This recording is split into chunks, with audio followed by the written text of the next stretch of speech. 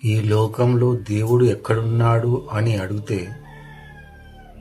ఎవరో చెప్తారు గుడిలో ఉన్నాడు అని, ఎవరో చెప్తారు మనసులో ఉన్నాడు అని. కానీ నిజంగా చెప్పాలంటే మిత్రమా, అన్యాయం జరుగుతున్న చోట, కన్నీరు పడుతున్న చోట మౌనంగా చూస్తున్న శివుడే నిజమైన దేవుడు. ఒకప్పుడు ఒక గ్రామం, అక్కడ ధనం ఉంది, అధికారం ఉంది, కానీ న్యాయం లేదు.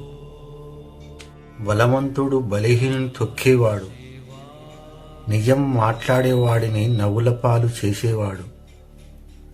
ధర్మం మాట్లాడితే ఇది లోకం కాదు అని మౌనంగా నొక్కేసేవారు.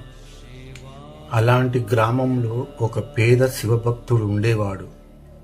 అతని దగ్గర సంపద లేదు, అధికారము లేదు, కానీ శివుడి మీద నమ్మకం మాత్రమే కొండంత.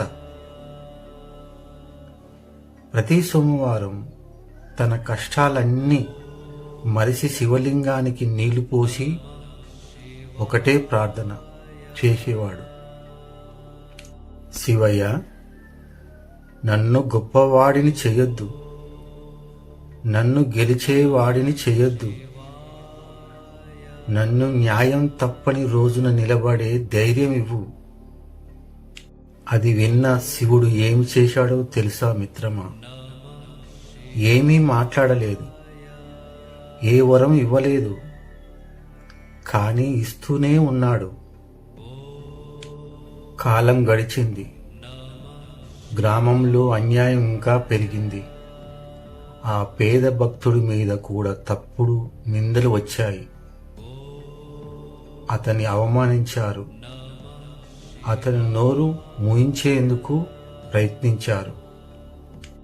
ఆ రోజు రాత్రి ఆ భక్తుడు శివలింగం ముందు కూర్చొని కన్నీళ్లతో ఇలా అన్నాడు: శివయ్య, నువ్వు ఉన్నావని నమ్మినందుకే నేను ఇప్పటికీ మౌనంగా ఉన్నాను.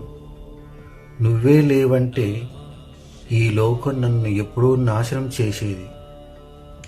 అప్పుడు మిత్రమా, ఆ శివలింగం నుంచి ఎలాంటి మెరుపు లేదు, ఎలాంటి అద్భుతము లేదు. కానీ కాలం తిరిగింది. అన్యాయం చేసిన వాళ్ళే తమ తప్పులోనే చిక్కుకున్నారు. బలవంతుడు బలహీనుడయ్యాడు. అబద్ధం మాట్లాడిన వాడు నిజం కోసం అడగల్సిన స్థితికి వచ్చాడు. అప్పుడు గ్రామం మొత్తం అర్థం చేసుకుంది.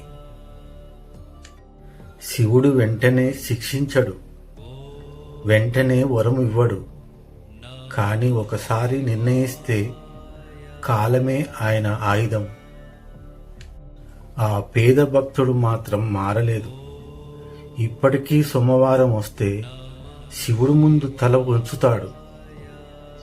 ఎందుకంటే అతనికి తెలుసు మిత్రమా, శివుడు అంటే కోపం కాదు, శివుడు అంటే శిక్ష కాదు, శివుడు అంటే న్యాయం తప్పకుండా జరిగే నిశ్చయం.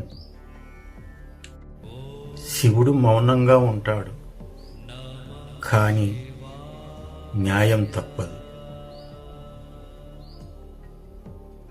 శివుడు ఎందుకు వెంటనే స్పందించడు?